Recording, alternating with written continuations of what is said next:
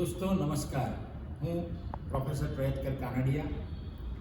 આજે પોડકાસ્ટ પર આપણી સાથે છે વિજયભાઈ ચૌહાણ, જે મારા પીએચડીના વિદ્યાર્થી છે અને મેડિકલ કોલેજમાં લાઇબ્રેરિયન તરીકે સર્વિસ કરે છે. ખૂબ મહેનતુ અને એક્ટિવ માણસ છે. વિજયભાઈને અઠવાડિયા પહેલાં પણ મને વાત કરી કે સર મારે પોડકાસ્ટ પર 2-4 પ્રશ્નો પૂછવા છે અને વિષયની ચોખવટ કરવી છે. પણ કંઈ વાંધો નહીં. એમણે એવું પણ કીધું કે સાહેબ એ નવી જનરેશનને કામમાં પણ આવશે. તો મેં કીધું કંઈ વાંધો નહીં વિજયભાઈ, તમે ફ્રી હોય એટલે આપણે વાત કરીએ. તો આજે અમે પોડકાસ્ટ પર પહેલાં તો વિજયભાઈ ચૌહાણનું સ્વાગત કરું છું મિત્રો.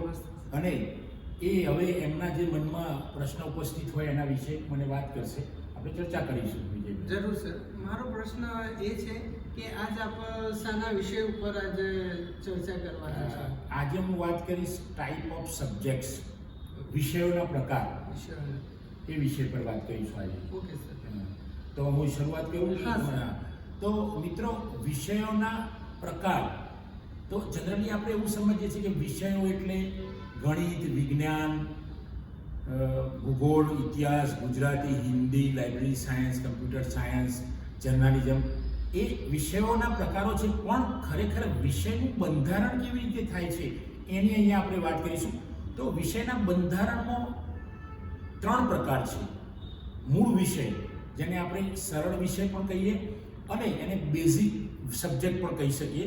તો મિત્રો, આ જે બેઝિક સબ્જેક્ટ છે અથવા તો મૂળ વિષય છે, એની ડેફિનેશનની વાત કરીએ તો કોઈ એક વર્ગની અંતર્ગત માત્ર એક સકેન્દ્રથી સંબંધિત ઉપવર્ગને મૂળ, સામાન્ય અથવા તો સરળ વિષય કહેવાય છે. દાખલા તરીકે રાજનીતિશાસ્ત્ર, તો આ સરળ વિષય કહેવાય, કારણ કે એમાં એક જ સકેન્દ્ર છે, એક જ વર્ગની અંતર્ગત એ વિષય છે. એટલે રાજનીતિશાસ્ત્રની આપણે વાત કરી તો એને આપણે કહીશું સરળ વિષય. આગળ આપણે સરળ વિષય પછી વાત કરીશું તો સંયુક્ત વિષય. મિત્રો, સંયુક્ત વિષયને આપણે અંગ્રેજીમાં કમ્પાઉન્ડ સબ્જેક્ટ પણ કહી શકાય. તો કમ્પાઉન્ડ સબ્જેક્ટ એટલે શું? તો એક ઉપવર્ગમાં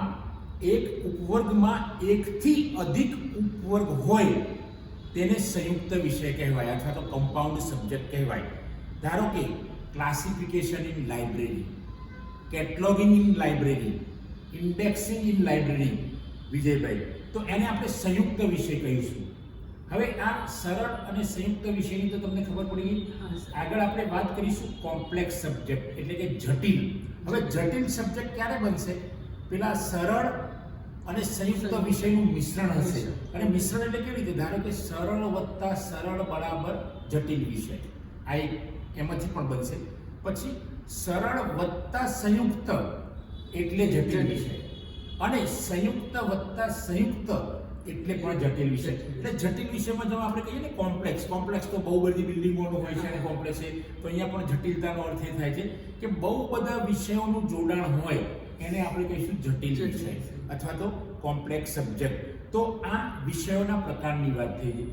વિજયભાઈ, આગળ હવે તમારે કઈ ચર્ચા કરવી છે? સર, મેં બીજો પ્રશ્ન એ છે કે આ વિષયો આપણે કોને ઉપયોગી બનશે? અને બરાબર, બિલકુલ સાચી વાત છે. આ જે વિષય છે, અત્યારે આપણે જે વિષયોના પ્રકારની વાત કરીએ, જનરલી ક્લાસિફિકેશનની અંદર છે. અને એમાં આ રંગનાથ અને વિષયોના પ્રકારની સચોટ રીતે માહિતી આપી છે, બીજામાં પણ આપેલી છે. પણ એટલે એમાં ક્લાસિફિકેશન, અને મેં ખાસ કરીને સીસીમાં જે રંગનાથને સરસ વાત કરી છે, અને એની અંદર PMESTની પણ વાત કરી છે. લેવલ્સ એન્ડ રાઉન્ડ્સ એટલે કે સ્તર અને વર્તુળની પણ એમણે વાત કરી છે. તો એ વિષયની અંદર અલગ અલગ જે ઉપવર્ગો પડ્યા છે એની સમજૂતી પણ રંગનાથને ખૂબ સરસ રીતે આપી છે. એટલે આ સીસીના આધારિત છે. અને આ જે ક્લાસિફિકેશન કરતા લાઇબ્રેરિયન હોય અથવા તો પ્રોફેશનલ હોય, ક્લાસિફિકેશન ભણાવતા અધ્યાપક હોય, ક્લાસિફિકેશન ભણતા લાઇબ્રેરિયન ઇન્ફોર્મેશન સાયન્સના વિદ્યાર્થીઓ હોય, એમને, આવા વિદ્યાર્થીઓને આ વિષય, આજનો જે વિષય છે ટાઈપ્સ ઓફ સબ્જેક્ટ, એ ખૂબ કામમાં આવશે. વિજયભાઈ. સર, મારો એક બીજો પ્રશ્ન છે કે આ વિષય કયા આવે છે? આ વિષય જનરલી તો મેં હમણાં વાત કરી તમને એ રીતે, ક્લાસિફિકેશન એટલે લાઇબ્રેરિયન ઇન્ફોર્મેશન સાયન્સની અંદર ક્લાસિફિકેશન આવે છે. અને ક્લાસિફિકેશન કરતી વખતે જે પ્રોફેશનલ હશે, લાઇબ્રેરિયન હશે, અથવા તો ક્લાસિફિકેશન સાથે જે જોડાયેલા હશે, એમણે આ કામમાં આવશે. કારણ કે how to classify the book in the library, તો કેવી રીતે બુકનું ક્લાસિફિકેશન કરવું એના સંદર્ભમાં ખાસ કરીને આ કામમાં આવશે. તો જે ક્લાસિફિકેશન કરનાર હશે એને ખબર પડશે કે બુકનું ક્લાસિફિકેશન કેવી રીતે કરવું, અથવા તો બીજું કોઈ મટીરિયલ હોય એનું ક્લાસિફિકેશન કેવી રીતે કરવું. અને આ પ્રશ્ન જે વાત આપણે ચર્ચા કરી રહ્યા છીએ, લાઇબ્રેરી અને ઇન્ફોર્મેશન સાયન્સમાં જે વિદ્યાર્થીઓ ગૌણ સેવા પસંદગીની પરીક્ષા આપતા હોય, કોઈ પણ એ વિષયની અંદર કોઈ પણ કોમ્પિટિટિવ એક્ઝામ આપતા હોય, એ સિવાય લેટ, સ્લેટ, જીઆરએફ અથવા તો વિષયની સ્પર્ધાત્મક પરીક્ષામાં આ કામમાં આવશે. અને જો અન્ય વિષયના વિદ્યાર્થીઓ પણ આ લેક્ચર જોશે તો એમને પણ ખબર પડશે કે વિષયોના પ્રકારો પેલા નથી કે સાયન્સ, ગણિત, ગુજરાતી, અંગ્રેજી, હિન્દી એ નથી, એ સિવાય પણ વિષયનું બંધારણ કેવી રીતે થયું છે એની પણ ખબર પડશે. તો મિત્રો, આ વાત છે જે વિજયભાઈએ જે પ્રશ્ન કર્યા એની ચોખવટ કરી છે મેં. બીજું કંઈ હોય પૂછવું હોય તો પૂછી શકો છો વિજયભાઈ.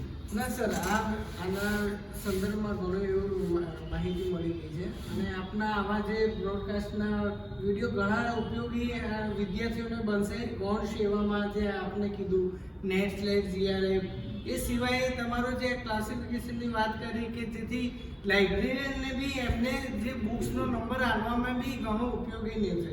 તો થેન્ક યુ સર, તમારા વિશેના માહિતીથી ઘણો ફેર પડશે લાઇબ્રેરીઓને અને વિદ્યાર્થીઓને બી.